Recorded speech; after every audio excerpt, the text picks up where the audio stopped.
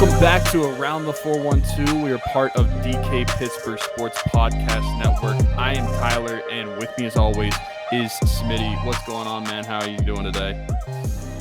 I'm doing great. I'm just ready to. We're gonna do something different today. What do you think?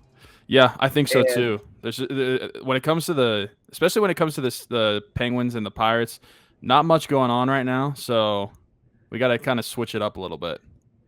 Yeah, and this is going to be cool because I think that the listeners / viewers of this show are going to be able to play along with us with this as well and see what they think. Let us know in the comments. So head on over to the YouTube channel, subscribe, hit the like button, and in the comments, leave us your answers to what we're going to talk about. So with this Pirate segment that we're going to kick off the show with, we're going to do a little bit of a should they stay or should they go game. So I'm going to give you some players. You're going to give me your answer. This is players that are currently on the roster. Right. I do want to give a little bit of a cap tip to Gary Morgan and Jim Stamleth, our Pirates Fan Forum show, also on the DK Pittsburgh Sports Podcast Network, because the thing that they did on their recent show where they were giving prospects saying like timeline if they thought they could make their debut, this kind of triggered me to want to provide this type of content on today's show. I thought it'd be a good way to get the listeners / viewers of the show involved, which, by the way, shout out to everybody that's either listened to the show prior to us joining the network, found us then, whatever it might be, because we are blowing the roof off the numbers that we were putting up before joining the network. So we appreciate you guys. If you are new, thanks so much for joining us along. Follow us, our Twitter at Around the 412 to keep up with everything over there. All right, so let's go through some names here. The first two are going to be guys that I feel like they just keep getting recycled every single year. We wonder if they're going to be on the team. Yep. Steven Brault is going to be the first one that we bring up. Immediately, my answer is yes. And I know he's had a lot of injury trouble this year, but my immediate reaction is thinking, how many left-handed pitchers do the Pirates have in the entire system, as a matter of fact, not just on the big league club? Practically zero. So he's really the only one, and he's really the only one that can also do it as a starter too. So for that reason, I think yes, he will be back. And I feel like the pitchers will be more valuable to the Pirates coming back more so than a lot of the positional players, because I feel like there's a lot more positional players that are MLB ready or almost MLB ready, or at least like the guys that we got this year that are like Rule 5 eligible. Like we want to give these guys a shot. We don't really have a lot of pitchers like that. So for that reason alone, I feel like Steven Brault to me is a yes, he's going to be on the team next year. Yeah, the only thing for me is it's between him and Dylan Peters. I think they're going to carry over one of these lefties to start in the rotation next year. It's just between those two, which one's it going to be? And it's like Brault, by default, hasn't gotten to either showcase himself this year or play himself completely out of a role just because injuries have completely taken away his 2021 season. So I don't know if that's for better or for worse for him. Like maybe he's completely hiding the fact and he'll be just by default a lefty in the rotation next year. I don't know. But I would think, yeah, one of those two, in my opinion, will start out in the rotation, regardless of if they're one of the best 5 options, just because, like you said, they're going to have a lefty in there. And that's the thing. Even if Brault isn't in the starting rotation, I still feel like he's going to be in the bullpen. They just need left-handed arms. They don't have enough. Speaking of guys that have made that transition from the rotation to the bullpen, we've seen it in the 2021 season. Chad Cole, is he on the team next year or no? This one's a lot tougher. I feel like, especially because he's a right-handed pitcher, there's a lot more of those that go around, and especially for the Pirates. But we thought going into the year that the bullpen was going to be one of the strengths of this team. We were quickly proven otherwise. Realistically, it's really only been David Bednar the past month and a half that has done anything for the Pirates. Well, yeah, they did trade Rich Rod, Yeah. I'm not including him. He was good. But currently on the team, David Bednar is really the only reliever that's been performing well for the Pirates. So it's kind of tough because he's been here a long time and he has just recently made that switch to being a bullpen arm. But I just feel like with how many bullpen arms there can be, and it's like how much are you going to have to pay this guy in arbitration to still be on the team whenever you could probably pay someone to do equal to maybe even a little bit better work out of the bullpen for less money. So I'm going to say no, he's not going to be on the team. I just think his time is up in Pittsburgh, and it's a shame because I feel like you and I were both pretty big Chad Cole fans for the longest time. Yeah. It was a shame that he had the Tommy John surgery that really like ruined that season for him. And I just think that his time's up. That's pretty much it. It's not like any hard feelings or anything. Like he did his best here. I just think you can get a lot more relievers for less money than you'd have to pay Chad Cole. And I mean, let's be honest, he's not like pitching like lights out anyway. So there's really no reason to keep him. They need that bullpen spot for Mitch Keller. That's why he's not. That's true, because Mitch Keller sucks, and he's not going to be a starter. I think Chad Cole, like you, I don't think that he's on the team next year. I actually could see. I thought he was going to get moved this past offseason. But I think I'm not worried about it. Like, I hope that it happens for him. I think that he's going to go somewhere and be like a really good reliever somewhere. Like, I think that that's his perfect role. Like you said, we both really liked him, but I didn't love him as like a starter. I always thought that he'd be best suited in a short stint role, like Right. where you're just asking him to go in innings, maybe two. So yeah, I mean, I'm a Chad Cole fan. I hope that it works out for him, but I don't see his long. By the way, currently the longest tenured Pirate, so that would change if he wasn't on the team next year. Who would be after him? Probably Brault. Would it be Brault? Yeah, probably. Because I was gonna say Frazier's gone, Polanco's gone. There's not many guys. The being the longest tenured Pirate, that year is getting closer and closer. Pretty soon it's gonna be Colin Moran. Pretty soon it might be, if this guy's still on the team. We'll see what you think. Kevin Newman, is he on the Pirates next year? Send him to the freaking moon. I don't care. I've really had enough of Kevin Newman. He is very perplexing because he'll go like 5 games where he has maybe 1 hit, and then he had that one game where he had like 3 doubles, and I'm kind of like sick of having him around. And I think a big reason that I don't want him on the team next year is that the Pirates in their recent trades have gotten a lot of guys that are Rule 5 eligible. So they have to be on the 40-man roster before the Rule 5 draft. And I feel like guys like Kevin Newman, they've had their time in Pittsburgh. Their tenure is done. I feel like I would, especially if the Pirates are going to be bad, I would rather give the spot to somebody that I don't know what they have quite yet. Like Kevin Newman, he's been here for a while. We know what Kevin Newman is. Some of these guys, we don't know what they are. So I feel like that's the people I would want to be on this roster, not someone like Kevin Newman. So no, I don't think he'll be on the roster. Heck of a spring training though this year. Yeah, people thought he was going to be like the next Babe Ruth after spring training. I don't necessarily want him to be on the roster, but I do think that he's going to be. I'm curious to see where they do find these 40-man roster spots. Like you said, they got to come from somewhere. I'm going to say that the following guy isn't on the roster. That's Cole Tucker. Let's see what you think on Cole Tucker, because I disagree on Kevin Newman. Not that I want to, but I think he will be here. Cole Tucker, What do you think? If I'm sending Kevin Newman to the moon, I'm sending Cole Tucker to the sun. For the same reasons, essentially, especially because at least Kevin Newman has stayed up in the big leagues, whether that's deserving or not. They just need someone to play the position. But Cole Tucker, he's been bad when he's been up here. He's spent majority of this year in AAA. The best thing about him is that he's dating Vanessa Hutchins, and we didn't even get to see her enough at Pirate games this year to make it worth it. Unbelievable. So yeah. I don't think that is the best reason for him to be on the roster. Again, similar to Kevin Newman, his time is up in Pittsburgh for me. And I would rather see some of these younger guys that we've got via trade this year and this past offseason that are Rule 5 eligible be on the roster and see what these guys have. It's kind of like this is just like that old coat in the closet that you just keep like hanging around, even though you haven't worn it in years. That's basically what Cole Tucker is for me. Yeah, who was Gary? It was Gary. Shout out to Gary Morgan. Got to bring him up again.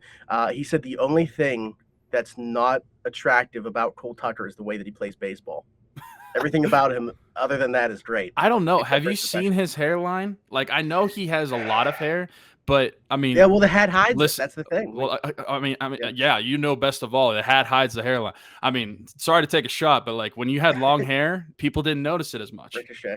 It is what it is. You of all people know best. All right, and then the last one is going to be, and this is just, shout out to DK for this one. He's been pounding the table for this. So Ben Gamble, is he back on the Pirates next year? Yes. Wow. Okay. I think that he has been productive enough, and a useful asset enough that I think they'll bring him back. Especially, I just feel like they're gonna need players to at least have outfield depth, and Mhm. like in the system, they don't really have a ton of that is ready to be at the big league level. So I feel like for that reason alone, Ben Gamble's going to be on the team. But I feel like, I mean, what's he been batting? I think he's like batting 260 I ish. And yeah, no idea. and literally for on a team like the Pirates this year, I think that is more than enough to Do you mean justify for the bringing him back. season? You mean for the season or just recently? He sent 252 on the year with a 347 on base percentage, 397 slugging, 744 OPS. Yeah. Okay. Yeah, I meant on the season. So 252. Okay. I mean, it's not amazing, but I'll take that. Like on a team like this, it's not like you're Yeah. expecting a lot of these guys to be good. But I feel like he's productive enough and does enough that he warrants coming back next year. There's definitely going to be a Ben Gamble. I just don't know if it's going to be Ben Gamble. Like, you know what I mean? Like that same type of player is going to be on the team next year, at least to start. Because like, there's not a bunch of people at AAA. Like, there's not the top prospect there. Everybody there is like, if Ben Gamble isn't back, we might get to see our boy Bly Madris. That'd be great. So maybe we don't want Ben Gamble back. But Maybe. it's no one is like chomping at the bit at AAA getting to the MLB level. Like there's not that type of top prospect waiting in the wings there. So there's going to be a Ben Gamble. Is it going to be Ben Gamble though back? I just don't know. I feel like I'd be completely fine if it was him. I think the high possibility that it could be him is for a couple reasons. One, he's familiar with the team. I feel like the team likes him, and I feel like overall, like the fan base, like enjoys him. I don't think there's any really like anybody Pirates fans that dislike him. Also, I feel like he's not gonna like deserve a lot of money or get a lot of money in a contract to bring him back. So I feel like the Pirates could sign him cheap, which is kind of their MO right now. So I feel like that's Yeah. another good reason that he'll be back. We shall see. But anyways, let us know in the comments what you guys think about all those names. Do we see back next year Stephen Brault, Chad Cole, Kevin Newman, Cole Tucker, Ben Gamble, any of those five? Let us know in the comments. Like I said, subscribe to the channel, leave us a like. We'll be back to talk about the Steelers game against the Raiders. We'll recap that. We'll also preview week 3 against Cincinnati when we come back on Around the 412. This is part of the DK Pittsburgh Sports Podcast Network.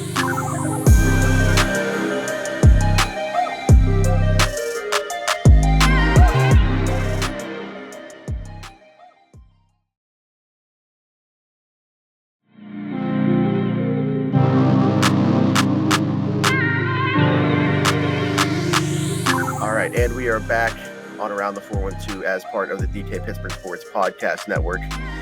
We're going to talk about the Steeler game, coming off a loss here to the Las Vegas Raiders at home in the home opener. Heinz Field back to full capacity for the first time since December of 2019, and it did not go the home team's way today. Not just, in terms of the result of the game, I'd say more so what on earth has happened since they came out of Buffalo completely healthy. That's just completely changed in this last week. Yeah, they looked like a completely different team. I thought in the second half against Buffalo, they got into a better rhythm as a team, especially offensively. Not to say that they were great offensively in Buffalo at all, by any stretch, but I thought at least it looks like they're trying to figure out some things, and it looks like they just reverted back to what they were at the start of the Buffalo game, and it completely reversed from that.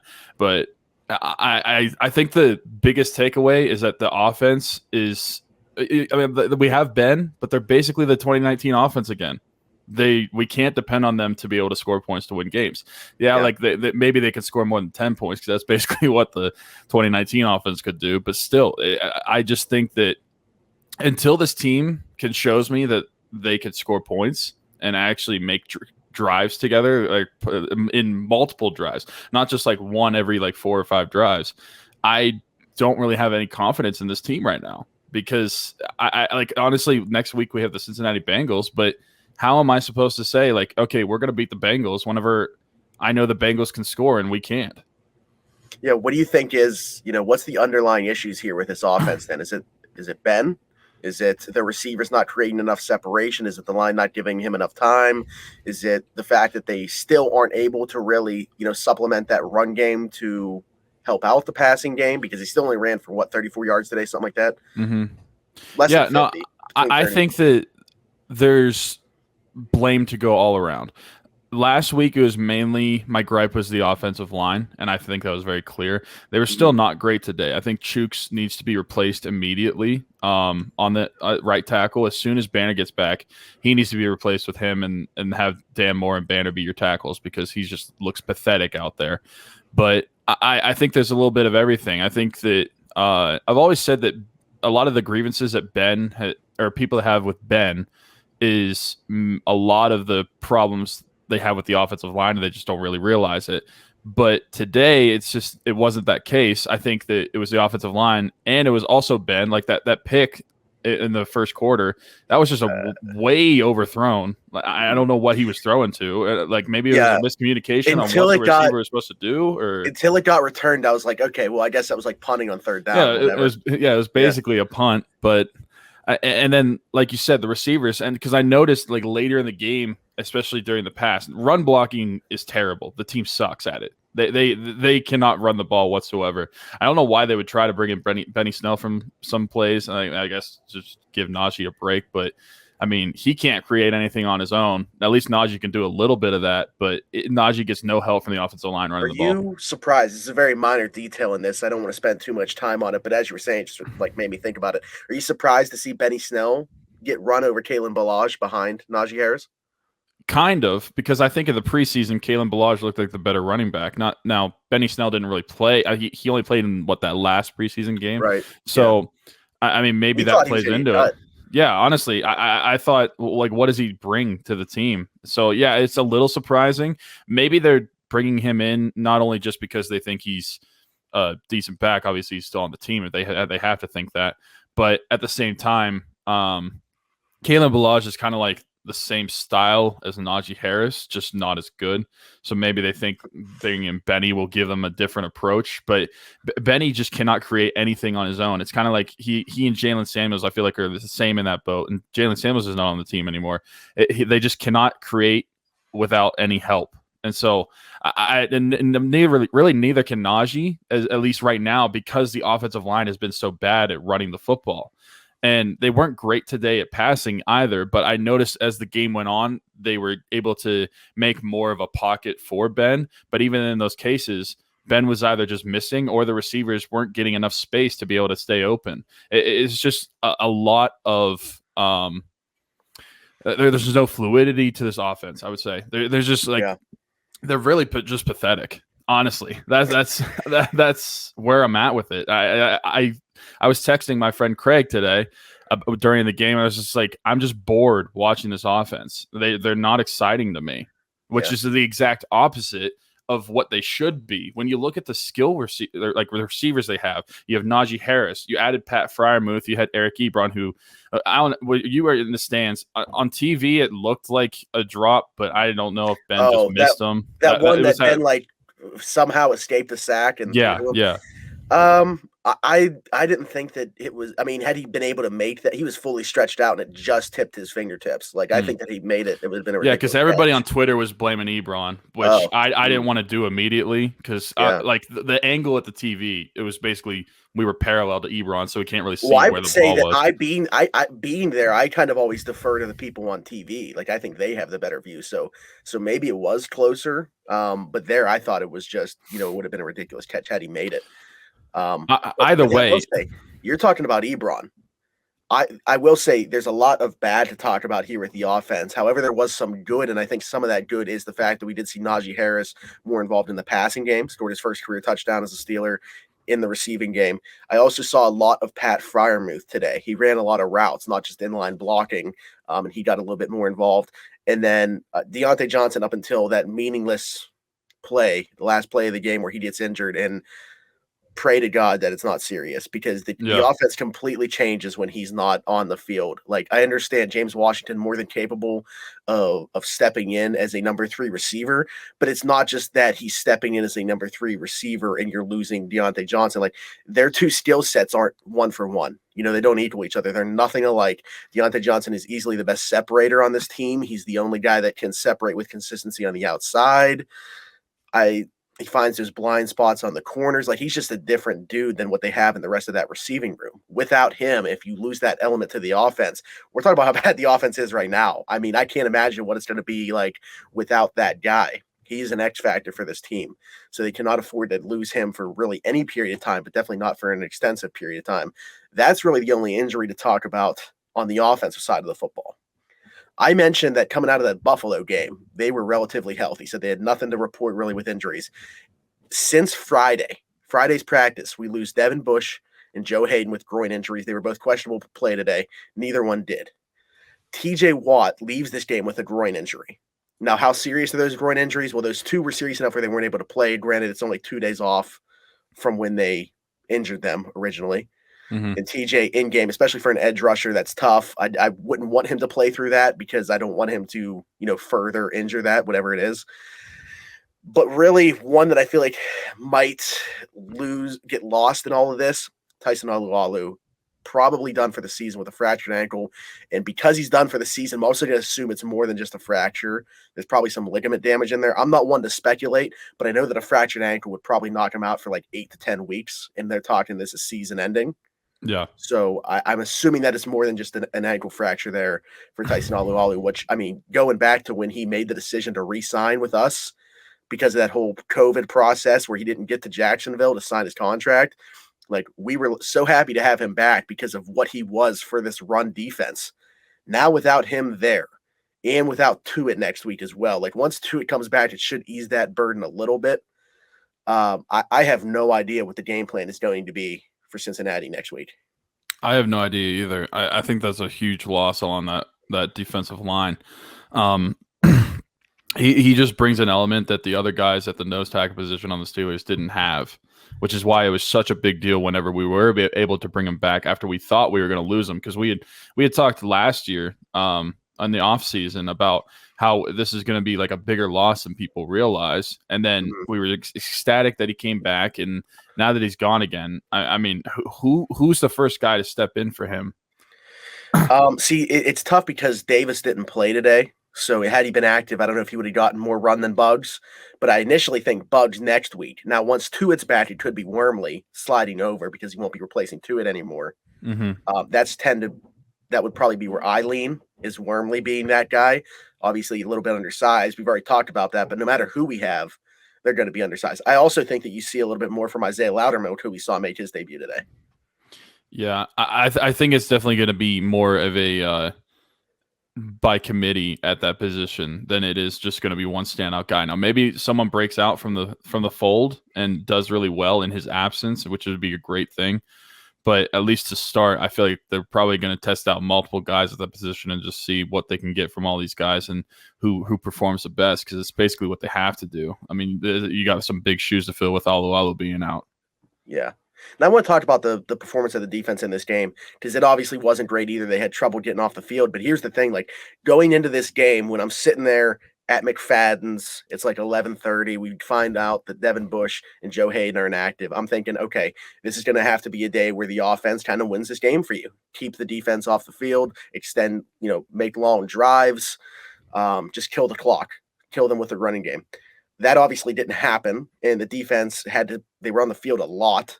And when you're talking about missing TJ Watt for over half the game, Alualu that was very early in the game, so 3 quarters plus. And then no Joe Hayden, no Devin Bush. I don't know what you were expecting from the defense, but whatever that was never going to happen without those 4 in the lineup for that period of time that they missed. So I didn't obviously think that the defense had a great day by any means. The one thing that they surprisingly did, though, just 5 catches for 65 yards from Darren Waller, which all things considered, that's a pretty decent job of limiting him.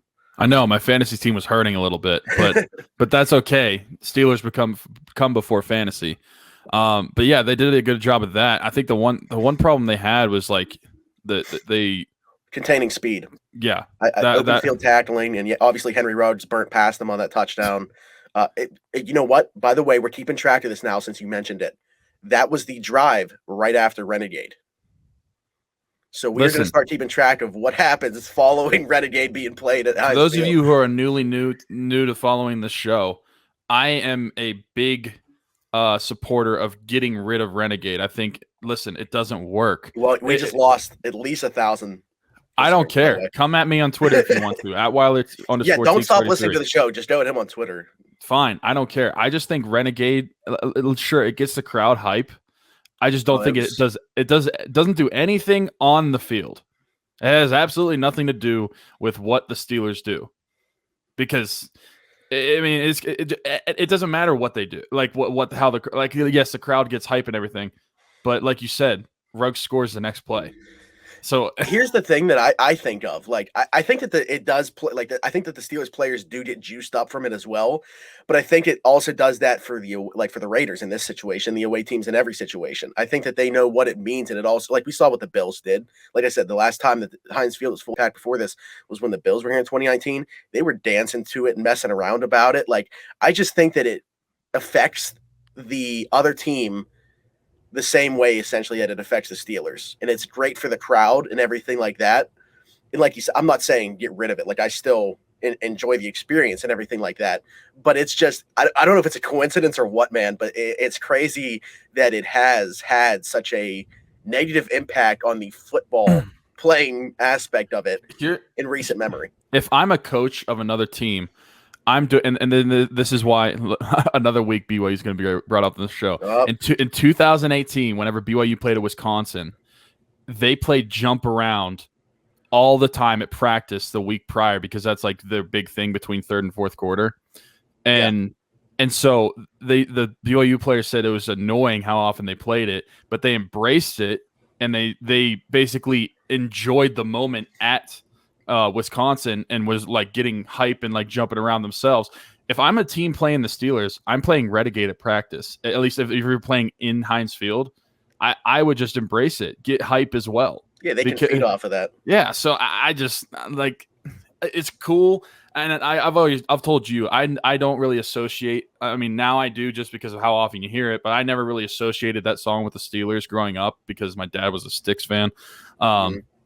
But yeah, I didn't know that those existed, by the way. Like, I thought Styx was Renegade. That was it. Like, if you went to a Styx concert, my dad had a Styx greatest hits CD in his car growing up. Is that just Renegade 12 times? No, like, there were some other songs on it, but yeah, I'm not a huge fan of it. But this performance today just sucked, and I don't even know where to. Like, I'm not really upset at the defense, because how can I be when you're missing the guys that they were? That's what I said. Yeah, you had to expect this was going to have to be a game where the offense carried you. We both talked, like, we thought this was a get right spot for the offense, if you will, in the time and place, the right time and the right place for the run game to really get themselves going. That's what I mean when I say, like, extend these drives, put together time-consuming drives that end with 7 points. And I thought that the run game was going to be able to do that against the Vegas Raiders today. And the problem is they're getting dominated at the line of scrimmage in the run game. They just get no push. Like, what, Najee had 2 yards that were more than like 5 yards, or 2 runs that were more than 5 yards. So let's look at Najee. I know I saw he had 38 yards rushing on 10 carries. His long was 14. He also did have 5 catches for 43 yards. But yeah, just in the run game, 10 for 38. Yeah, it's 3.8 yards a carry is not going to do it. Juju 1 for 3 on his touchdown. Benny Snell 2 for 1. Benny Snell needs to be just sent into space. I don't care. Do you think what is? I mean, they're going to use him differently than a traditional running back, I think. But how different do you think a guy like Anthony McFarland would be right now? I think he could help you run to the outside. Like, between the tackles, it might not really affect anything, because, I mean, if Najee's not going to be able to, what is Anthony McFarland going to do? Because he's smaller and he's not that type of running back. But I think it would be able to help trying to attack teams with speed and running to the outside. I think it brings a different element that not many people on the Steelers have. I mean, they try to use it with Claypool a few times. They used it with Juju today on his touchdown.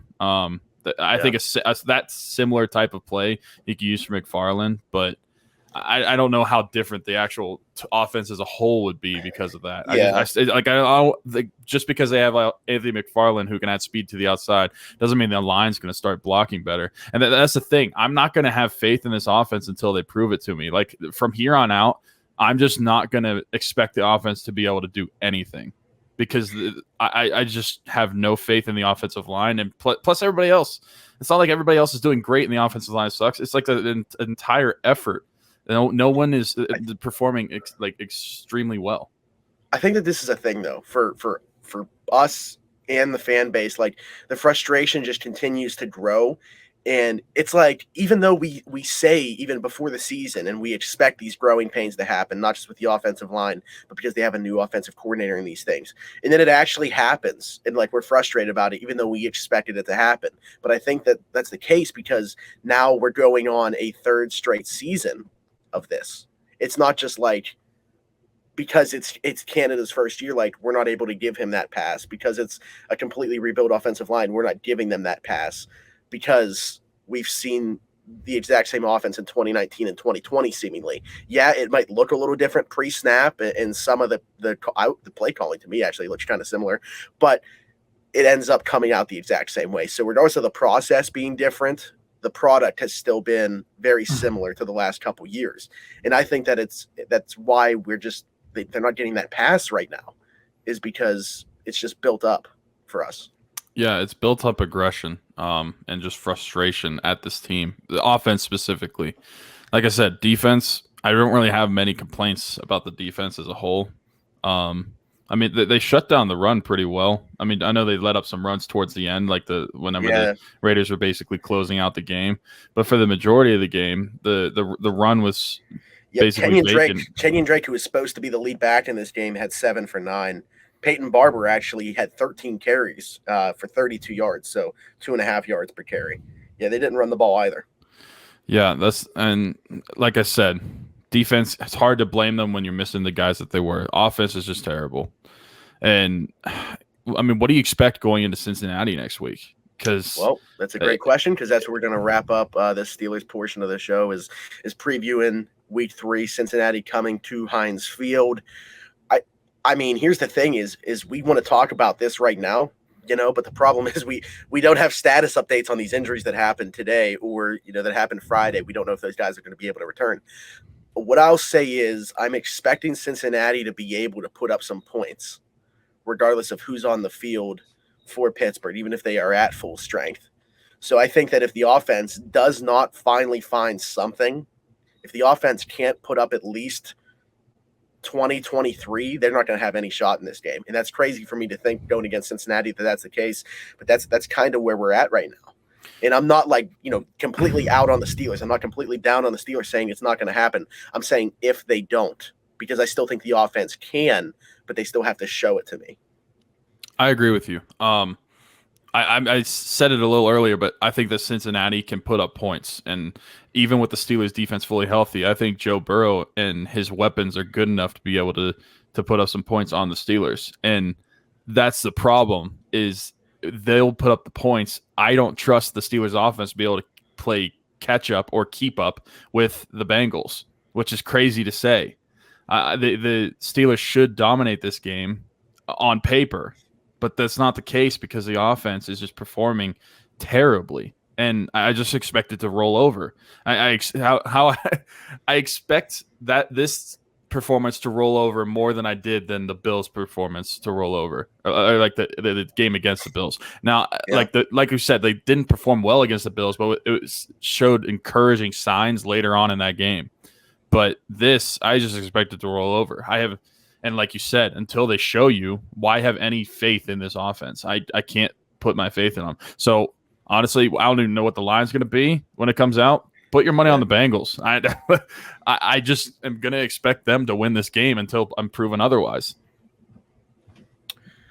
It's tough. I mean, because it's pretty much the blueprint for me would be pretty much the same as you got to find the run game early, and you got to be able to extend drives and put up 7 at the end of those drives. And yeah, I mean, they haven't been able to do that, so I don't know how we're looking at next week right now, very optimistically, considering not just the performance on the field, but again, I don't want to keep highlighting the injuries because everybody deals with injuries.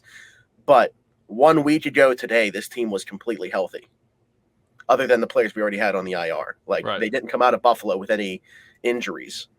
Now, from Friday on, the injury bug has just decided to bite this team, and not just any players. I don't want to make it seem like, but let's be honest with ourselves. Like, some injuries are more important to the team, the product on the field, than other injuries. If you're not going to have guys like T.J. Watt, Joe Hayden, Devin Bush, and Deontay Johnson going against Cincinnati, that line that you're talking about is going to look a lot different than we think it could.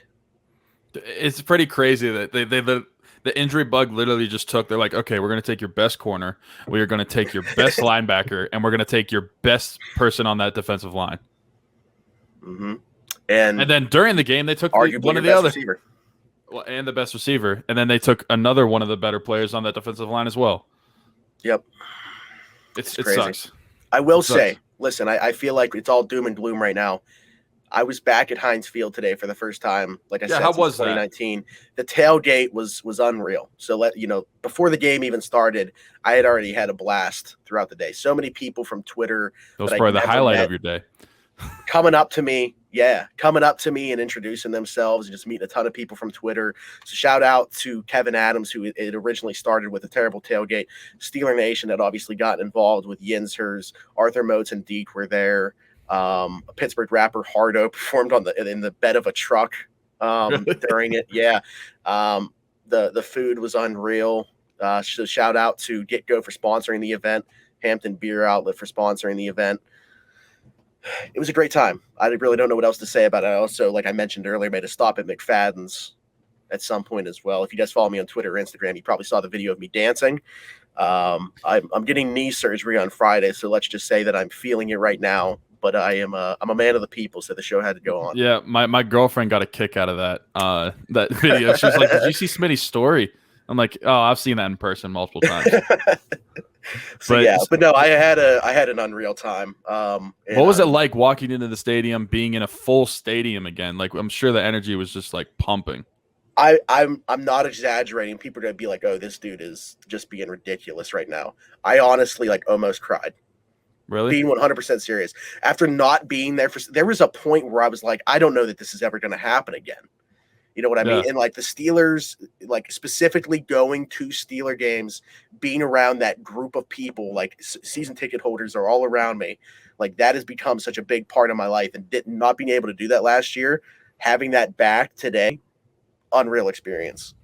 Looking around, when they introduced, and by the way, it was, I will say, I don't want to bag on Heinz Field for this. Hopefully they're able to get their act together.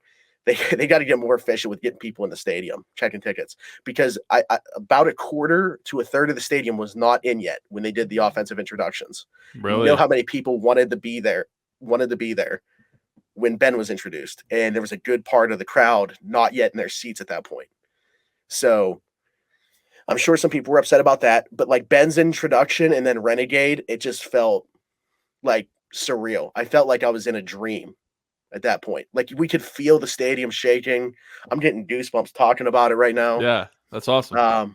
So yeah, it was a good day despite the loss.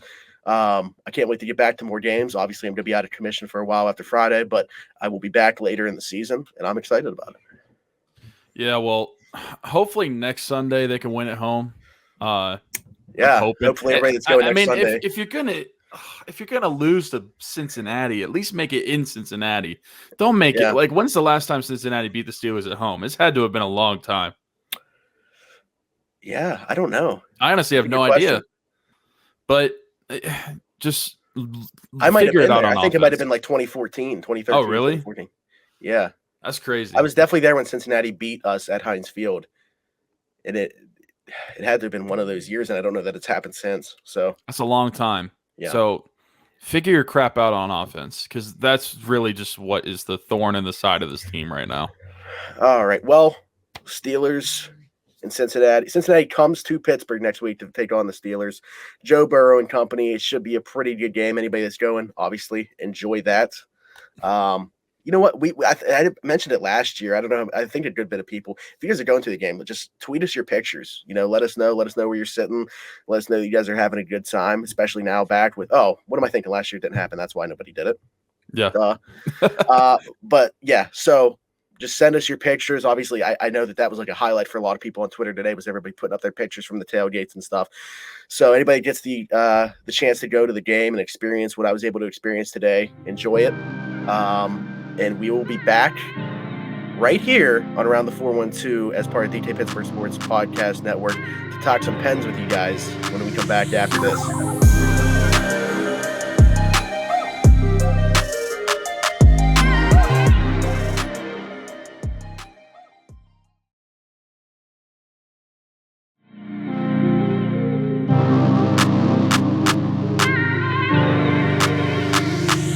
All right, and we are back on Around the 412 as part of the DT Pittsburgh Sports Podcast Network. Just like we did earlier in the show with the Pirates, we're going to play a little game as it pertains with the Penguins. However, Tyler, you said you wanted to bring something up. I have no idea what this is, by the way. This was not in our topic list. So before we get into actually what we're going to talk about with the Penguins, I just wanted to bring up, did you see the new logo that is going to be on the home helmets? Yeah. Listen, I don't. This is why we didn't want to bring it up. I don't hate the idea of having logos on the helmets or advertisements. It's better than doing what the KHL does and having the advertisements all over the jersey. However, if you're going to have a company called Bold Penguin make a advertisement on the helmet for the Penguins and not even incorporate a Penguin logo, what are we even doing here? The helmet looks so stupid. It just says Bold Penguin, and the font of the Penguin looks terrible. Like I understand you probably want to keep your font as the company, but you have a little beak with an eyeball on top of the D. The Penguin font looks like a little kid typed it into art on whatever the computer is, whatever that app is. It looks so stupid to me. I would rather just stick with the PPG. You know who it looks like designed that? A sports stooge. That's who it looks like designed that. No free ads, but honestly, I'm assuming that they're sticking with the PPG for the away helmets. But seems like, at least right now. But the Bold Penguin on the home helmets, that just looks so ugly to me. You couldn't have incorporated it better. Like you couldn't have worked together to come up with a better logo. It looks stupid. I get it. It works for the Penguins. It's a company out of Ohio, but it works for the Penguins because it has the word Penguin in it. I just can't stand the look of these helmets. I'm not a fan either. This is, again, something, though, that people can let us know what they think in the comments. So if you are watching on YouTube, that's great. You're already here. Be sure to subscribe, leave a comment, hit that notification bell so you know when we go live. Or I'm sorry, not when we go live, when there's a new video from anybody on the DK Pittsburgh Sports Network. And leave us a comment and let us know what you think about that. But also, you can leave us a comment and play along with us with what we're about to do right now. So this is going to be a little bit different than the Pirates because these players aren't currently on the Pens roster, or weren't last year, at least. I know one of them did spend some time here. It's going to be kind of a polarizing topic, I feel like, this year because of them not making a trade that we kind of anticipated, but we will get to that. So let's go through some names here. You tell me if you think that they're going to be on the opening night Pens roster. So not just here at some point. Are they going to be on the Pens, in the Pens lineup on opening night? Philip Hollander. No, I don't think that he will be in the lineup. Jesse Marshall is very upset right now. I am too. I think that he will make the team, however. I believe he will have a roster spot. I just don't think that he will be in the opening night lineup because when I look at the starting lineup for the Penguins, even without Sid and Gino, that really only slides in. You basically bump up Evan Rodriguez to third line center, and you projecting Brian Boyle maybe, and we'll get to that in a second. But I think that doesn't really affect the wingers too much, and I feel like for that reason you still have Radim Zahorna, you still have there's Hollander, there's Sam Lafferty, there's I don't know, there's multiple guys that can fill the spot, and I feel like Zahorna might get the first crack at it. But I feel like he's not going to be in the opening night lineup. But I do think he will be on their 23 contracts that they can hold. at the NHL level. So I do think he'll be in the press box on opening night. I just don't think he'll be on the ice. Pulling a Chad Ruedel in the press box. Yeah.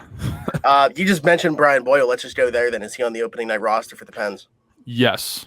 Now, this is me assuming that he performs well enough that he doesn't look like an old man trying to play hockey in his tryout contract. But assuming that he does so, I think that he will be, just because without Sid and Gino, I mean, we know we're missing Gino for a good little bit to start the season, and you would assume Sid is probably going to miss at least a week or two, maybe even more, because it said at least 6 weeks. So we're even not sure about Sid. The center depth on this team is hurting, and there's not a lot of guys that could play center. It would really have been useful if a guy like Frederick Gaudreau or Jared McCann could still be here. But nonetheless, we still have some guys that can still play center. So I think that Evan Rodriguez will slide into that third line center spot, probably because I'm looking at like the people who can play center. He probably makes the most sense. You have Carter starting on the first line, and then you have the Bluger moving up to the second line. Wolf. But I think that Brian Boyle makes sense on the fourth line if he makes enough noise to work through his trial contract. So yeah. Yeah, I think that he definitely does. Like when we got Boyle on this PTO, we didn't know about Sid yet, but we knew about Gino. And I was like, man, just with Gino being out, like that could be a path for Boyle at least opening the season on the roster. Once they have their healthy centers, we'll see what happens there. They might just cut ties at that point. But now with Sid out as well, like you mentioned, where are they finding 4 centers from? And, that's why I brought up Hollander as well, because he can play center too. Like, is he an answer for them at center? I agree with you, though, on both of those things. I think Brian Boyle is on the NHL roster to start the season. I don't think that we see Hollander on the ice, at least, opening night in Tampa Bay. The next one's going to be one that I hope we see sooner rather than later, but I'll answer mine right now. He's not going to start with the Pens this season. Sam Poulin. Absolutely not. And I hate to say that. I wish he was, but and I know that if you've listened to the show for a long time, the past couple of years, I've talked about Sam Poulin and Nathan Legare-Rawat. Specifically Sam Poulin, I think he'll be the first crack at the NHL level, but I don't think so. He hasn't even played a game at the NHL or AHL level. I think he'll probably play, at least a half a season in the AHL before he gets a shot at the NHL. I would assume so.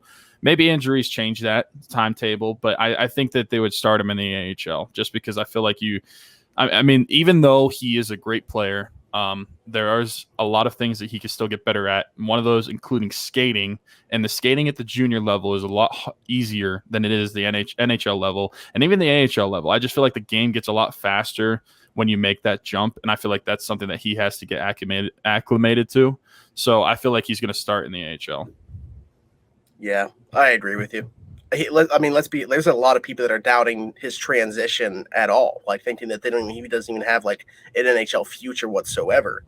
So we'll see. We kind of need him to with how shallow the Pens prospect pool is. So I don't want to hear that, but it's like ranked the worst. Yeah. Is it officially the worst in the NHL this year? Yeah, I think so. Yep. Different people have different rankings, but I saw somebody with The Athletic. Man, I wish I knew who it was, so I'd give them credit. But they had them at 31. So, yeah. Seattle obviously doesn't have anything right now, so they're 32. But that's true. It makes sense because just looking at the prospects, you've got Philip Hollander, who we're hopeful will make the team. Then you got Poulin and Legare, who were draft picks in 2019. And then I would say you've got the goalies, Callie Klang and Joel Blomqvist from last year's draft. And then after that, there's a couple guys that get talked about, but no one that really makes a splash in the water. And so I think that you have like the top guys and then a whole lot of nothing. There's just a bunch of crap. And it's just basically just guys that fill in the AHL roster because they need to play games. There's not too many guys that we're like, oh, when's this guy going to be making his debut? Like we don't have that right now in the system. I'm hoping Hextall changes that over the next few years. That's what he's known for, but we'll have to wait and see. It's going to need replenished at some point. Dom Simone back with the Pens. It's on a 2-way deal, though. Do we see him in the opening lineup? I completely forgot to mention him when I was talking about who could be that 12th forward in the first NHL game. but I'm going to say no. And the only reason being, as much as I Sid's love not Dom on the could be on. Simone, honestly, yeah, that's literally my reason. The only reason I think that he would start is if Sid was there and Sid wanted him to be his right wing and maybe bump Russ down to like help spread the wealth among the lines. But without him, we've seen Dom Simone play on like a fourth line level, and I feel like he's played on fourth line levels with some teams. He's had better talent, like some of the Penguins a couple years ago. I remember whenever he played with, it was Simone, Hornquist, and Bukestad at the end of the 2019 season. That line actually was probably the best line going into that playoffs before we got embarrassed by the Islanders. But I feel like we just see him in the AHL. I just don't think that he's going to crack the lineup. I don't think that he is a guy you're going to stick on the bottom six. What value does he really have there? If he's going to play at the NHL level, it would be with a guy like Sid. And the main reason is because Sid likes him. And we know the guy the player that he is. We know his value. He is a good playmaker. But even though we know that, I also know on a fourth line, what's he really adding? Especially with the fourth line the Penguins might be rolling into the season with. So, yeah, I'm going to say no. I'm also going to say no. It's pretty tough, though. Like, I think that's a close one. It's not as tough as this one for me, though.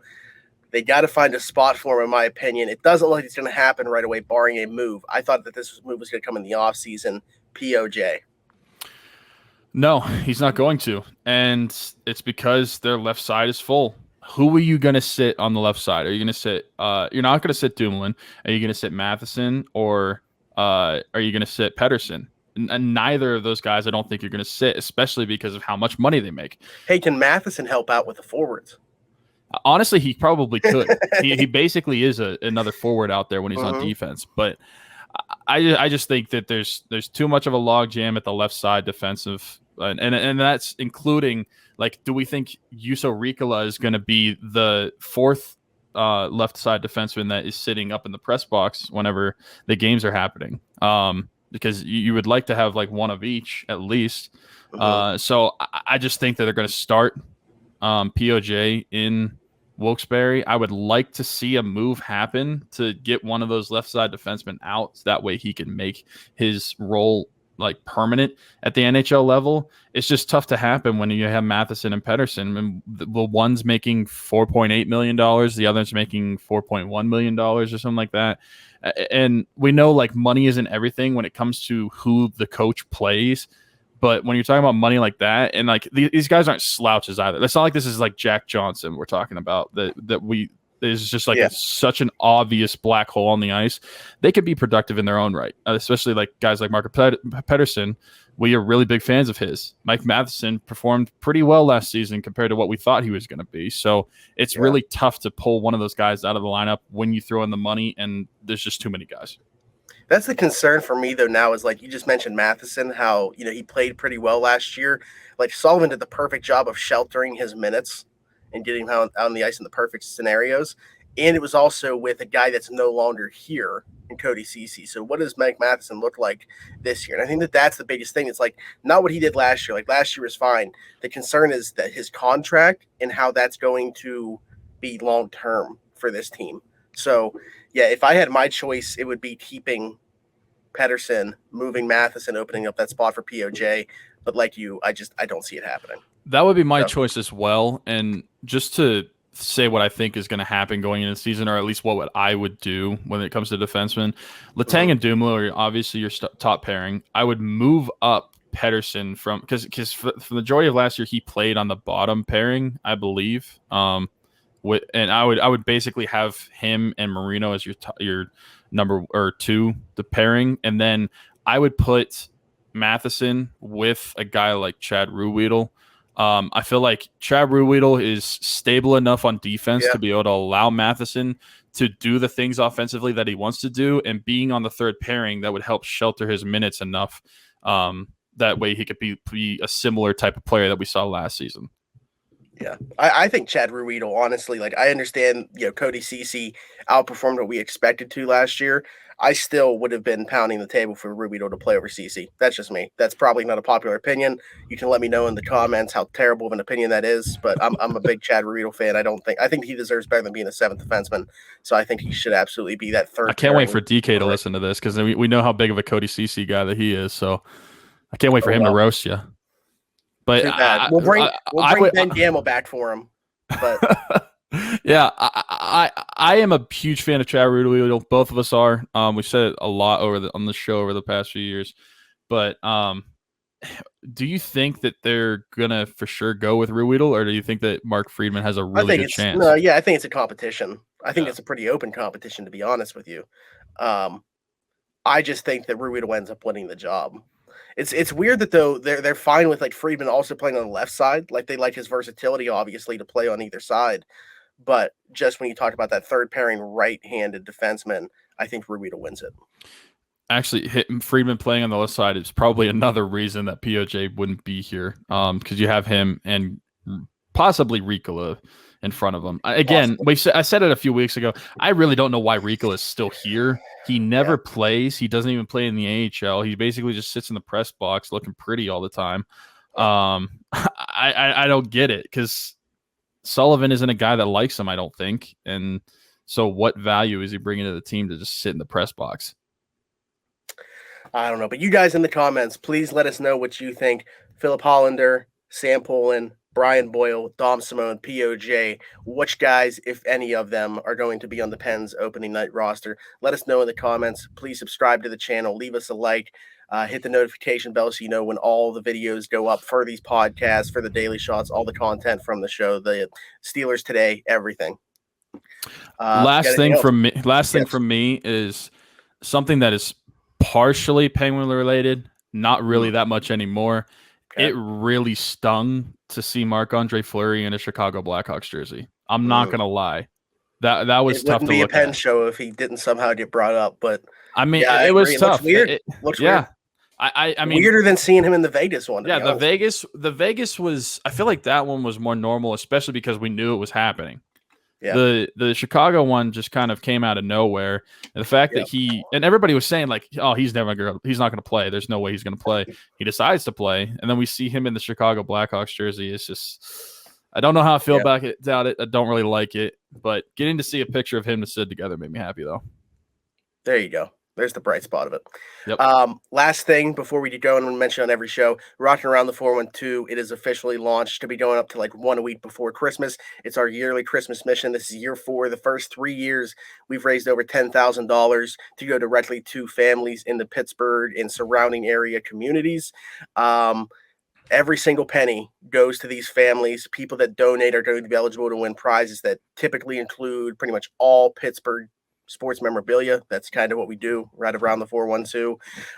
That comes out of our pockets. So like every penny that is donated goes to these families for toys, electronics, clothes, gift cards, etc. With whatever money is left over, we get the family a gift card for the local grocery store, whatever that might be, so they can go and get the groceries necessary to make a Christmas meal. That's been the mission for the last few years. Year 1 was a little different. We don't need to really get into that. It was still good. The money went to a pediatric hospital, but the last couple of years, we've really been able to dig into the grassroots of our community and see where the money is going and what you guys are providing. It's been awesome. You guys see the pictures, you see the videos. If you follow us on Twitter at around the 412. Anyways, all the information is in on our Twitter in our pinned tweet. It will take you directly to the GoFundMe to read the mission. You can donate there. You can share it there. So please do so. Every penny goes to these families, and we appreciate you guys for helping us make it happen. Other than that, for Tyler, for Smitty, for Around the 412 on the DK Pittsburgh Sports Podcast Network, make sure you guys check out all the other shows as well. They're doing great things too. Thanks for listening to this episode, and we will see you next time. Bye-bye.